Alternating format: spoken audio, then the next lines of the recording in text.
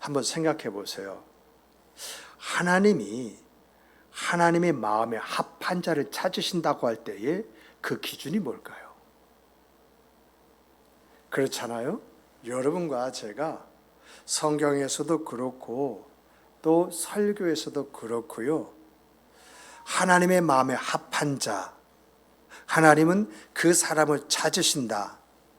하나님은 마음에 합한 자, 그를 들어 일으켜 세우시고 그를 통하여 영광 받아주신다. 하나님은 하나님의 마음에 합한 자, 그에게 부귀 영화를 주셔서 하나님의 살아계시고 일하시고 역사하심을 증거케 하신다. 이렇게 말을 하잖아요. 그리고 말을 그렇게 듣고 믿고 있잖아요. 그런데 여러분과 제가 그러면 하나님의 마음에 합한 자의 그 기준은 뭐냐라고 할 때 이것은 우리가 생각하지 않고 마음에 합한 자가 되게 해 주시옵소서 이렇게 기도하고 끝내버린다는 것입니다. 그러다 보니까 여러분과 제가 하나님의 마음에 합한 자가 되지 아니할 뿐만 아니라 하나님은 나에게 바라보는 것은 있는데 다른 데에서 찾으시는 그런 일들이 있을 수 있다라고 하는 거예요. 그러므로 여러분과 제가 오늘 이 말씀 속에서 하나님과 합한 사람, 그 기준이 뭔가 이것을 함께 생각을 해보면서 하나님이 찾으신 바로 그 사람 여기 제가 있습니다. 하나님 나를 들어 사용하시옵소서라고 말할 줄 아는 이런 여러분과 제가 되기를 소망합니다. 말씀을 살펴보게 되어지면 여러분 다윗이요 성전 건축을 생각을 하고 내가 하나님을 위해서 이런 성전을 지어서 봉헌을 하겠습니다라고 누가에게 이야기하죠? 나단 선지자에게 이야기를 해요. 하나님은요 이 마음을 굉장히 기쁘게 받으신 것 같아요.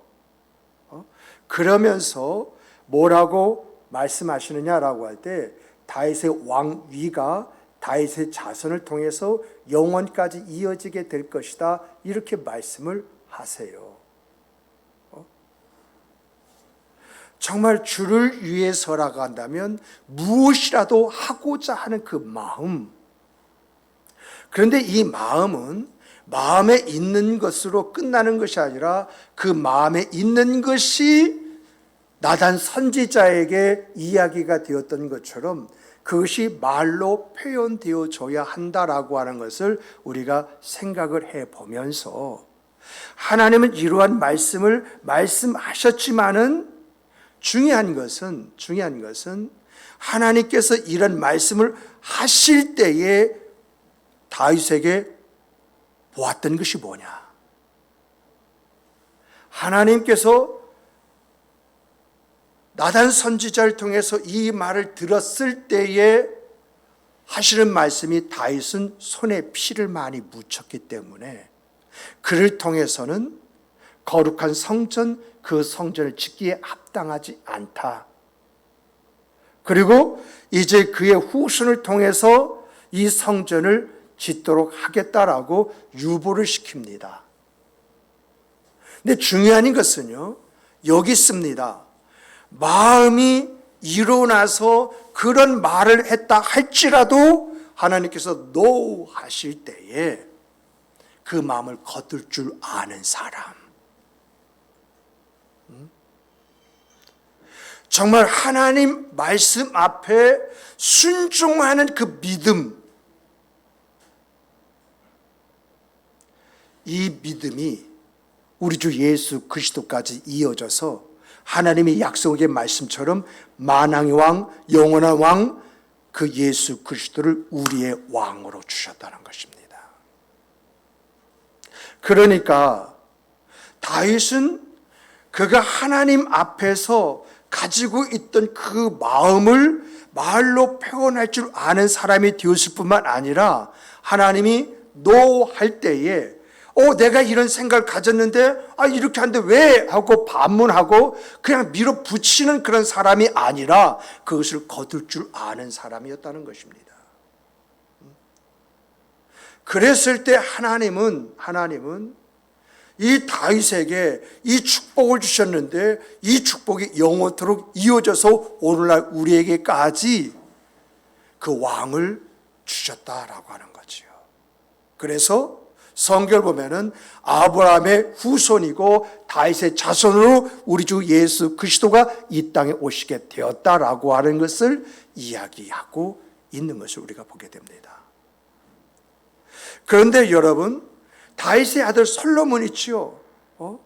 다윗의 이제 그 아들 그 솔로몬은 하나님 앞에 지혜를 구했습니다. 그래서 역대에 그런 지혜 왕이 없었어요. 그리고 하나님께서 다윗에게 이제 유보시켰던 그 성전을 이 솔로몬을 통해서 짓게 해주셔서 그 예루살렘에 있던 성전을 솔로몬의 성전이다 이렇게까지 부르게 하셨거든요. 그런데 왜 이런 솔로몬에 의해서 한 나라가 남유다 북이스라엘 이렇게 쪼개진 것입니까?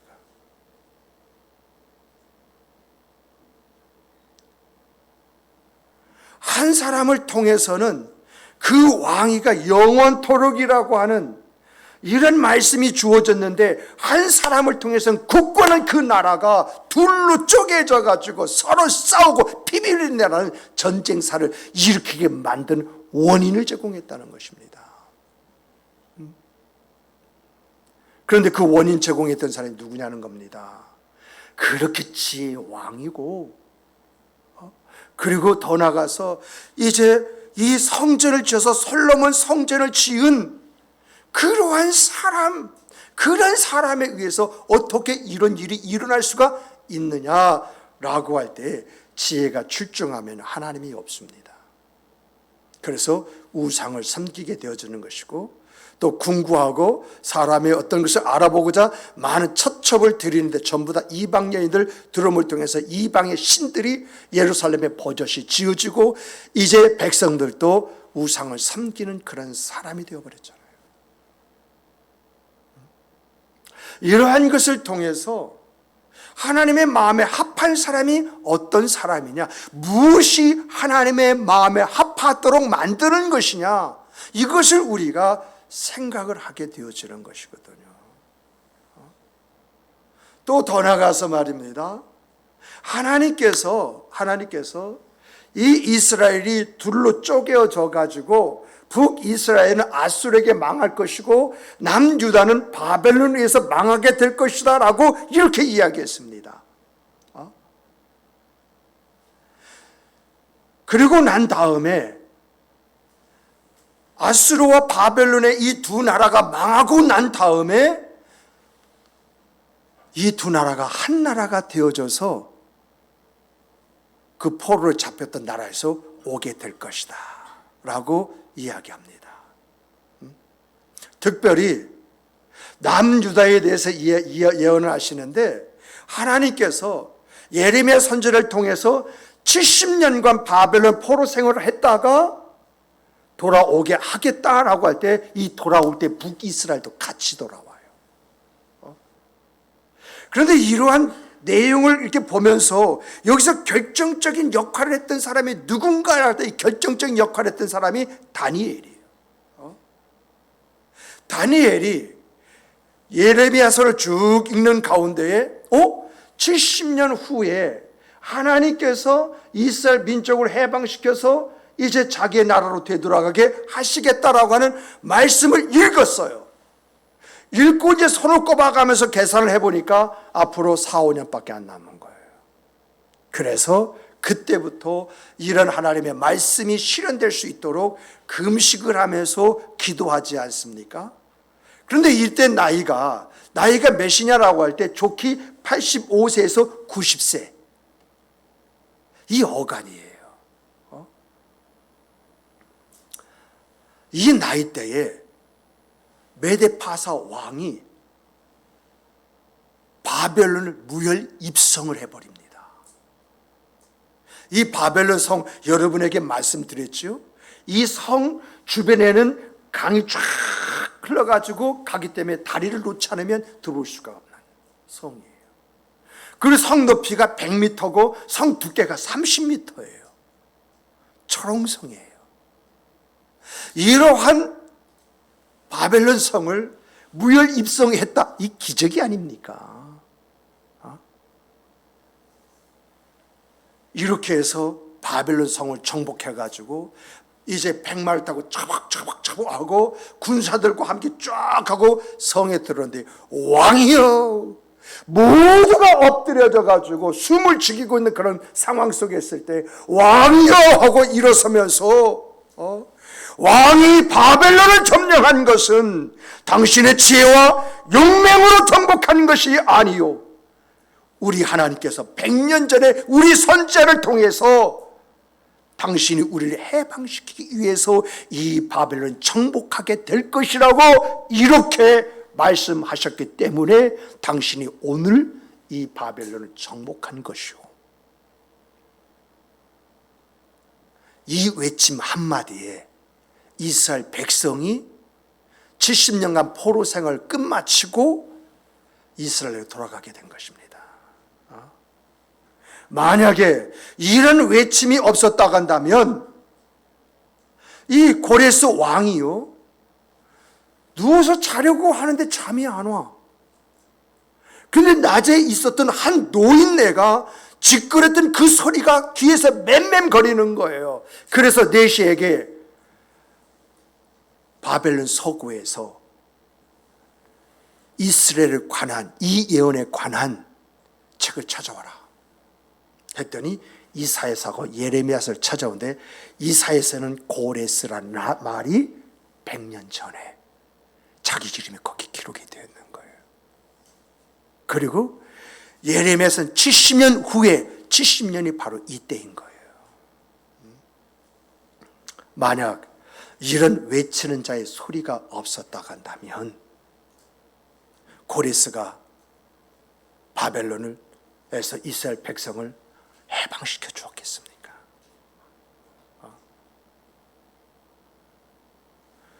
정말 내가 해야 할 것이 뭐냐, 이것을 깨달았다고 한다면 내가 그것을 행할 때에 하나님의 역사가 주어지고 나타난다. 그래서 하나님의 마음에 합한 사람은 어떤 사람이냐? 깨달음의 실천적인 사람이다. 이렇게 이야기를 하게 되어집니다. 오늘 본문을 보면은요, 이 본문의 그 5절 그 사이에요, 하나님의 마음에 합한 사람이 되기 위해서는 몇 가지 조건이 갖추어져야 된다라고 하는 것을 이야기하고 있어요. 이것이 다윗에게도 볼 수 있는 것이고, 또 더 나가서 이제 다니엘에게서도 볼 수 있는 거예요. 조금 우리가 이제 그 다윗과 이 다니엘을 통해서 우리가 정리하지 못한 그런 내용을 딱 정리해가지고 이 속에 딱 넣어줬는데, 그 첫 번째가 뭐냐라고 할 때, 여러분, 일어날 때에 일어날 줄 아는 사람이 되어야 합니다. 따라서 해보십시다. 일어날 때 일어나는 사람이 되자. 1절 서두 보세요. 일어나라. 일어나라. 일어나는 뜻이 무엇일까요? 일어나라고 하는 뜻이 뭐예요? 조금 전에 말씀드린 것처럼 북이스라엘은 아수르에 망했습니다. 아수르의 분산 정책으로 인해서 이 북이스라엘 사람을 싹 끌어다가 아수르 각 지역에다 쫙 펼쳐놓고, 그리고 그 지역에서 종살이 하도록 했습니다. 남편은 동쪽에다가, 아내는 서쪽에다가, 이제 아들은 남쪽에다가, 이제 딸은 북쪽에다가 한 가족을 찢어서 다 분산시켜 버렸어요. 거기에서 나의 온 가족이 생사를 모른 상태에서 종살이를 하고 있었어요. 남유다도 마찬가지입니다. 바벨론과의 그 전쟁에서 패함으로 바벨론 각 지역으로 다 끌려가지 않았습니까? 그런데 여러분, 이 아수르와 이 바벨론이 전쟁을 해서 바벨론이 이겨버렸어요. 그러다 보니까 아수르 안에 살던 북이스라엘 각 지파, 그 지파의 그 모든 사람들이 다 어디에 들어옵니까? 바벨론 안에 들어온 거예요. 그래서 바벨론 그 국가 안에 이제는 북이스라엘과 남유다가 함께 살게 된 것이거든요. 그런데 이 바벨론을 누가 무너뜨려요? 메데파사 왕 고레스가 싸움을 하고 그 정복해 버리지 않습니까? 이 정복하고요. 그리고 난 다음에 이제 다니엘에서 예레미야서와 그리고 이사야를 읽은 다음에 이 이스라엘 백성들을 그의 직권으로, 그의 왕권으로 모두 이스라엘로 보내는데 자 모여, 자 이 대전에 사는 사람, 충청에 사는 사람 다 이 목양교에 모여 하고 같이 출발했을까요? 그러면 각처에서 유대인이라고 하면 그 사람 그 각처에서 다 출발했을 거예요. 그래서 4절 보세요. 4절 보면은 내 눈을 들어 사방을 보라. 이 무리가 누구죠? 무리가 이스라엘 민족이에요. 무리가 내게 모여 오니라. 내 아들은 먼 곳에서 오겠고 내 딸들은 안기어 올 것이라고 이렇게 이야기하는 것입니다. 그러니까 이 바벨론 안에 쫙 펼쳐져 가지고 때로는 생사도 몰랐던 그런 가족들이 어디서 만나요? 어디서 만나요? 바로 이 예루살렘, 이 이스라엘에서 만나게 되어지는 거예요. 근데 여러분, 하나님께서 이렇게까지 하셨음에도 불구하고 그들이 사는 곳에서 나오지 않으면 어떻게 될까요? 70년간이나 살다 보니까 이것이 정이 들었어요. 살다 보니까 이웃 간에 좋은 인간관계를 맺어가지고 헤어지기가 싫어요. 살다 보니까 어느덧 자리도 좀 잡혔네요. 그리고 더 나아서 이 나이에 뭘 새롭게 시작해 부담스럽게. 그래, 갈 사람은 가고 남아서 여기 살 사람은 여기 남아서 사는 것이지, 이런 생각에 간 사람도 있고 가지 않은 사람도 있어요. 그런데 여러분, 간 사람들은, 이 말씀에 의해서 간 사람, 이런 나라에서 일어나서 간 사람들은 하나님의 관심 속에 있었어요. 그러나 역사를 보세요. 그곳에 남아있던 사람, 하나님께서 성경 한 줄이라도 그려놨나요? 어떤 가문이 어떻게 해서, 물론 거기에서 불임절이라고 하는 절기가 형성이 되어지는 그런 과정이 있었습니다마는, 여러분, 사람의 기억 속에 사라져버린 그런 사람들이 바로 남아있는 사람들이었어요. 우리는 이 사실에서요, 귀한 교훈을 받아들여야 됩니다. 내가 있는 자리에서 내가 있어야 할 자리로 가는 사람이 되어야 된다는 것입니다. 여기가 좋사오니 이것이 아니라 내가 있어야 할 자리, 내가 가야 할 그 자리가 어디냐? 그 자리를 찾아가야지요. 지금 내가 있는 자리에 머무른 자리가 되면은 안 된다는 것입니다. 머무는 순간 내 생각과 마음과 몸은 늙어버립니다. 만약에요, 여호수아가 85세에 가나안 정복해서 이스라엘 민족의 지도자가 되지 않습니까? 그랬을 때 하나님, 좀 젊은 사람 시키세요. 이 나이에 제가 뭘 하겠습니까? 왜 여호수아가 85세냐라고 할 때에 이스라엘 백성이 애굽에서 살다가 모세의 부름을 받았을 때에 여호수아가 나이가 45세입니다. 그리고 광야 40년을 있었잖아요.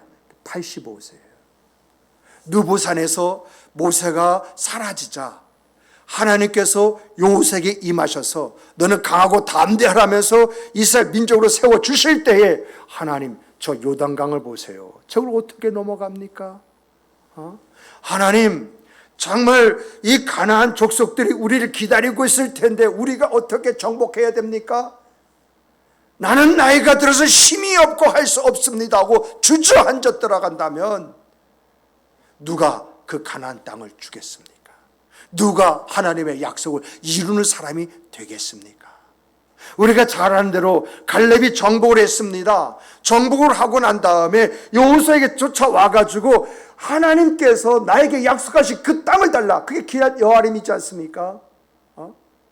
내가 나이가 들어 힘이 없고 내가 정복할지 않을지 그건 모르지만 하나님이 나와 함께 하여 주시면 내가 그것을 능히 정복하리라.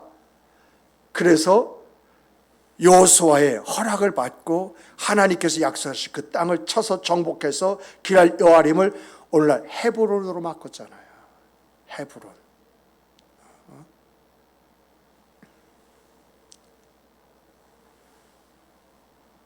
정말 오늘 여러분과 제가요,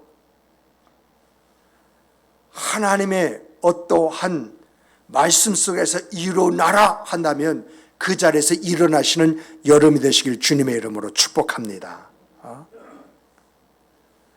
정말 일어나라 라고 할 때는 뜻이 있으시니까, 나를 통해서 무엇인가 하고자 하는 계획이 있으시니까 나에게 일어나라고 하는 것이지, 내가 있어야 할 자리가 여기가 아니라 더 은혜스러운 자리, 더 축복된 자리니까 그 자리에서 일어나 이 자리로 가라고 하는 것이지, 하나님께서 그냥 가라고 하시는 것이 아니거든요. 그러므로 일어나라 할 때에 왜 일어나 나는 몰라요. 또 일어나서 뭘 해야 되는지 몰라요. 그러나 그 다음은 하나님 앞에 맡기시고 일어나시는 여러분과 제가 되기를 주님의 이름으로 다시 한번 축복합니다. 축복합니다. 두 번째는 빛을 보는 사람이 되어야 합니다. 자, 따라서 해보십시다. 빛을 보는 사람이 되자. 여기서 빛을 보는 사람이란 어떤 사람이냐라고 할 때 하나님의 약속을 바라보는 사람이라는 것입니다. 그러니까 하나님의 약속이 뭐죠? 빛이라는 거, 빛. 우리가 보고 가야 할 빛이라는 거예요. 정말 하나님이 주시는 말씀을 믿음으로 받아들이고요, 환경과 상황과 초월해서 행동에 옮기는 사람, 이런 사람이 빛을 보는 사람이다. 하나님의 약속을 가슴에 품고 살아가는 사람이다. 이렇게 말을 한다는 것입니다. 이런 사실에서요, 우리가 좀 생각을 좀 해야 할 것은요, 여러분, 하나님의 말씀은 어떻게 나에게 주어지나요? 하나님의 말씀은요, 여러 경로를 통해서 내게 주어져요. 때로는 성경을 읽으면서 하나님의 그 말씀이 내 가슴 안에 쑥 들어오기도 하고요, 그리고 설교 말씀 들으면서 이 설교 말씀이 여러분의 귀에 쑥 들어오기도 하고요, 또한 성경 공부를 하거나 우연치 않게 방송 설교를 들었는데 그 말씀이 내 가슴 속에 쏙 들어올 때가 있어요. 또 더 나가서요, 여러분과 제가 어느 날 내가 들었고 내가 알고 있던 그 말씀에 대한 깨달음이 내게 딱 주어진다고 한다면요, 그것은요, 하나님이 내게 주신 말씀이에요. 그냥 들려주셨겠어요? 그냥 보게 해주셨겠어요? 그냥 깨닫게 해주시겠어요? 다 의미가 있지요.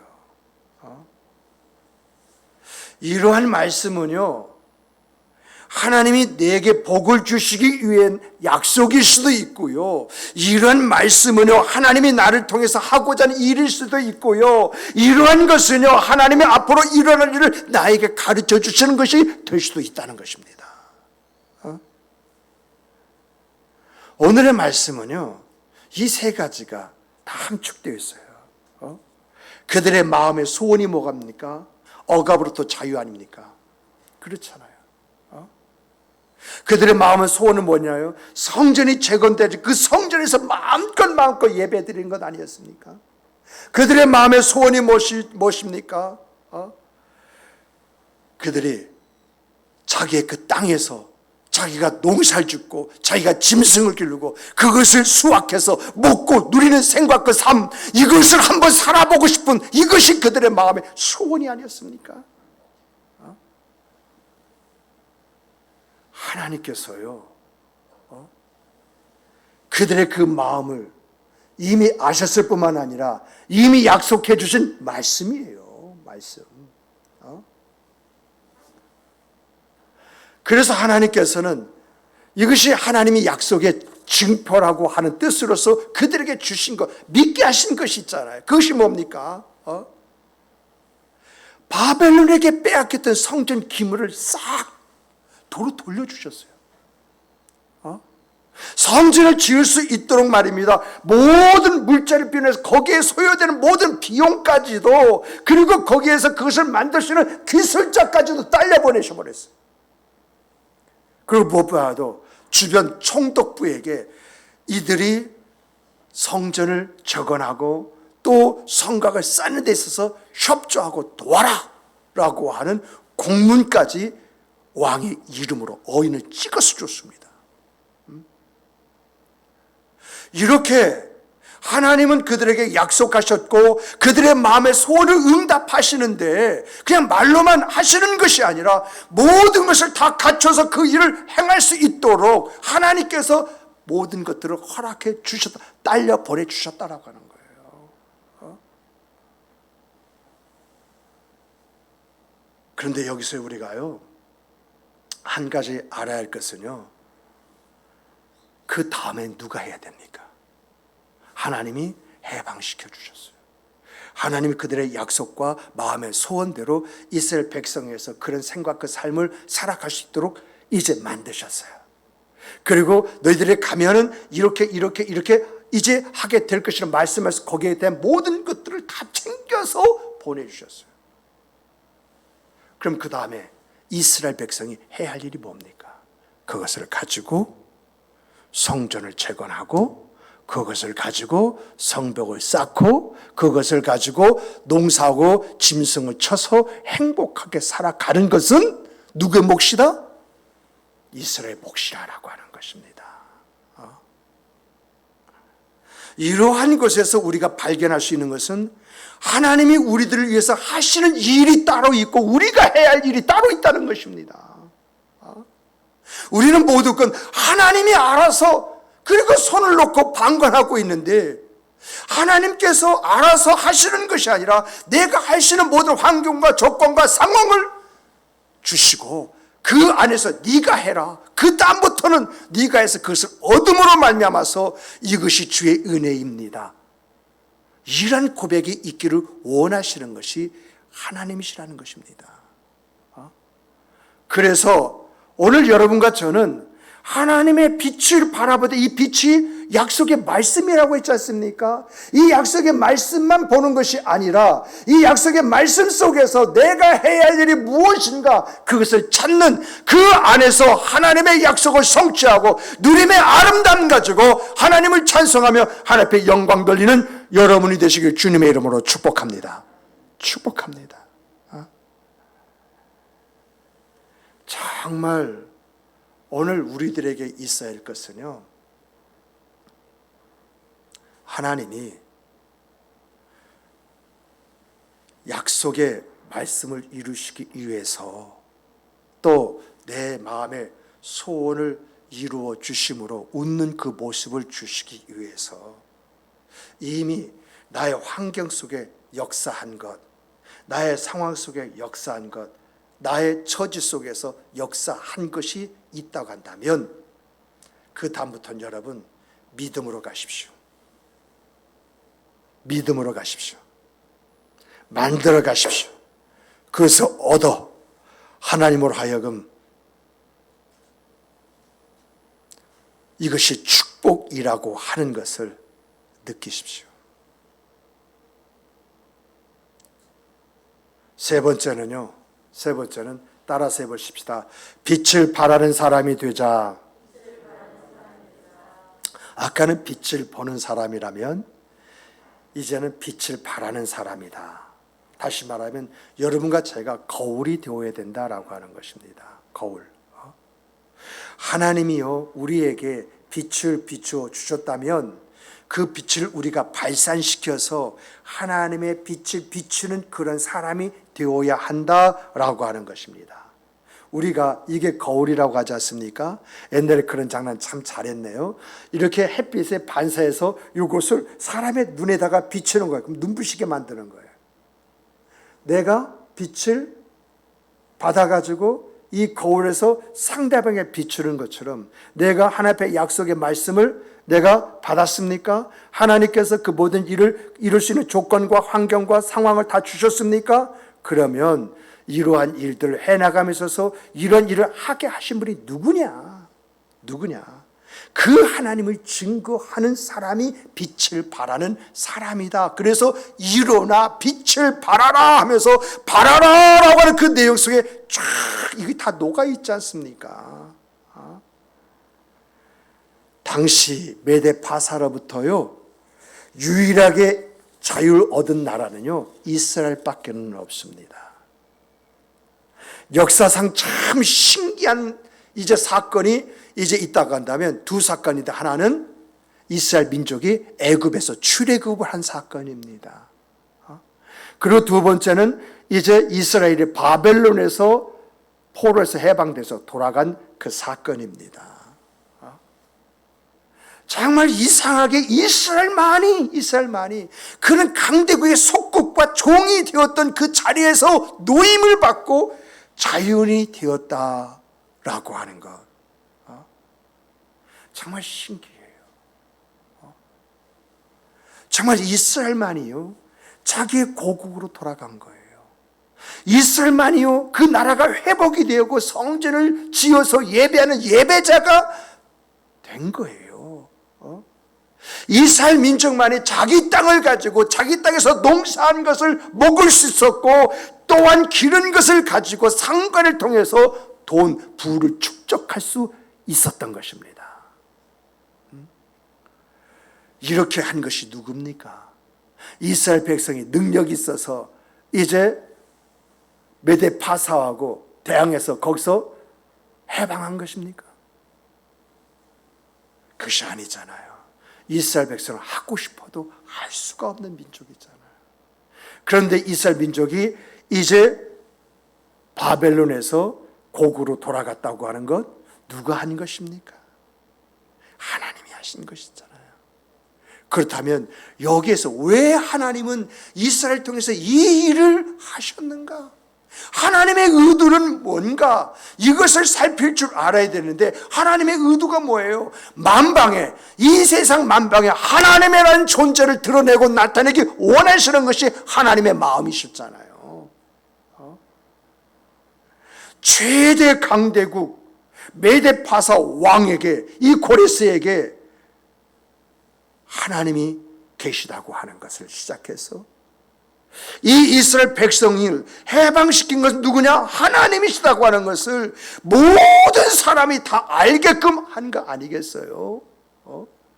북이스라엘만이 이제 아수르에 점령당해가지고 끌려온 것입니까?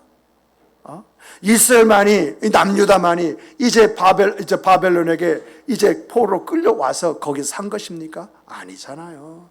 그 주변에 있는 모든 나라들이 다 뭐죠? 전쟁에 패해서 이 나라들의 속국이 되었고, 또 이제 좀 똑똑하고 힘있고 능력 있다고 하는 사람 다 끌려와가지고 종살이 하고 있잖아요.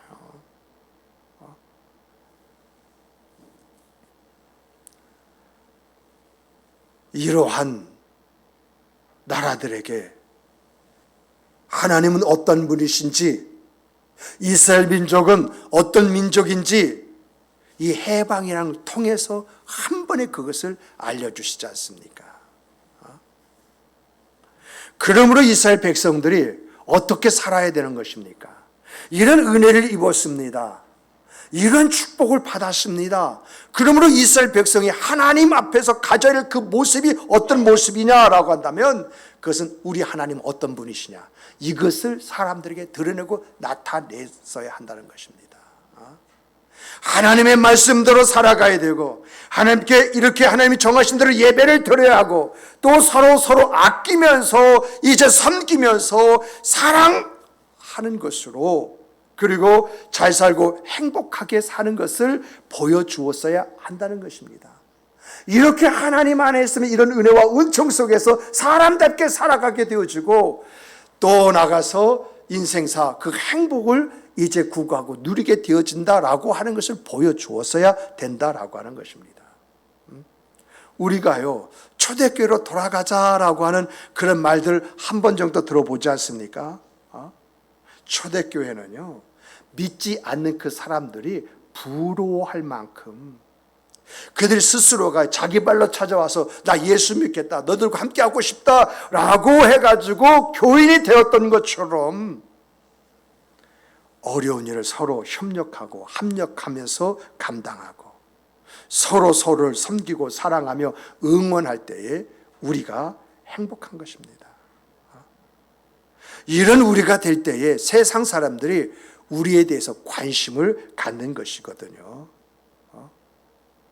그러므로 내가 어떤 은혜를 입었는지, 어떤 은혜를 알고 말하며 과거의 내 형편과 상황을 생각하면서 어떤 이제 복을 받았는지 생각을 하면서 헌신을 하고요, 내 가정과 가족이 어떻게 세워지고 살펴보면서 간증하는 그러한 여러분과 제가 되어야 한다라고 하는 것입니다. 사람들이요, 뭐 그게 자랑거리야? 우리는 간증하는데 사람들은 자랑한다고 여길 수 있어요. 뭐 저런 게 자랑을 다 있는 건데? 근데 여러분, 그런 생각을 갖도록 자랑하십시오. 뭐 다들 있잖아. 저 사람도 있고 저 사람 있고, 나는 없었어. 그런데 하나님이 나에게 이것을 주셨어. 자랑해 보십시오. 그 다음에 하나님은 어떻게 역사하신지 보십시오.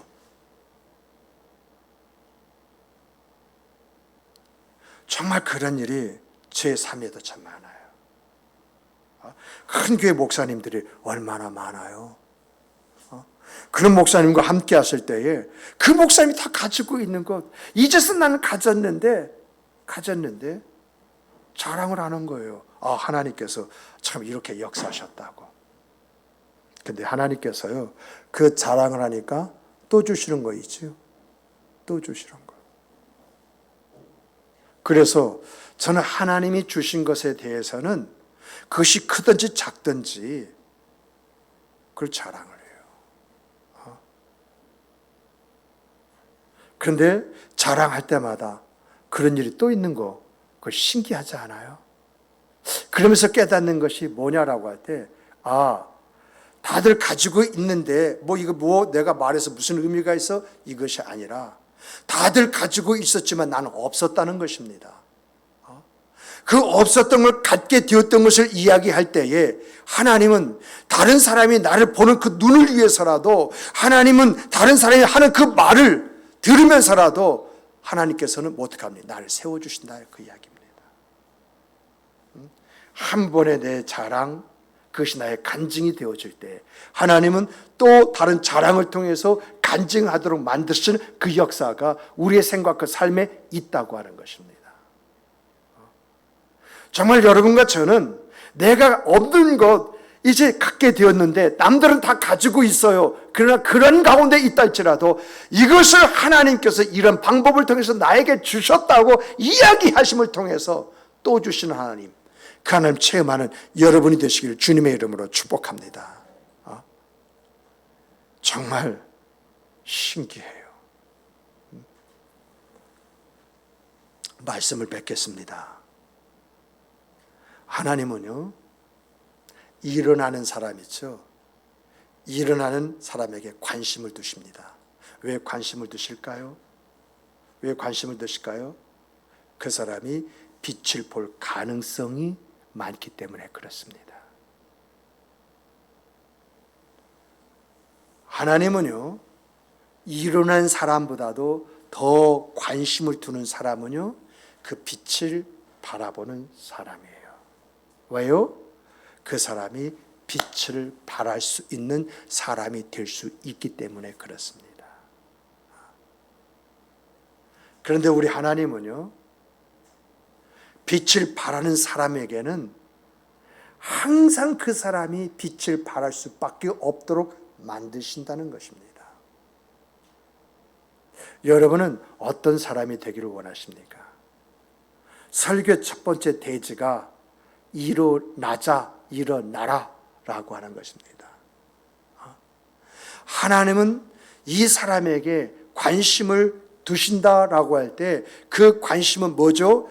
빛을 볼 수 있는 개연성이 있기 때문에 일어나지 않는 사람보다 일어나는 사람에 더 관심을 갖는답니다.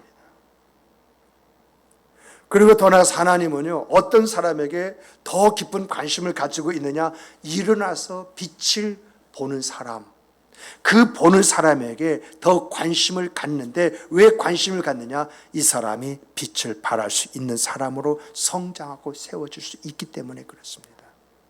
그렇다면 하나님은요, 어떤 사람을 보실 때 마음 합한 사람으로 여기시느냐라고 할 때, 여러분, 빛을 발하는 사람, 아까 이야기한 대로요, 하나님의 관심은요, 하나님 마음에 합한 사람은요, 지극히 작은 것이다 할지라도 이거 하나님이 주셨습니다라고 말하는 사람, 이 사람이 10년 후 20년 후 더 세워집니다. 이런 사람이 더 자녀들이 온전히 아름답게 세워집니다. 이런 사람들이 하나님이 하셨습니다라고 하는 간증을 가진 사람들이 되어지는 것입니다.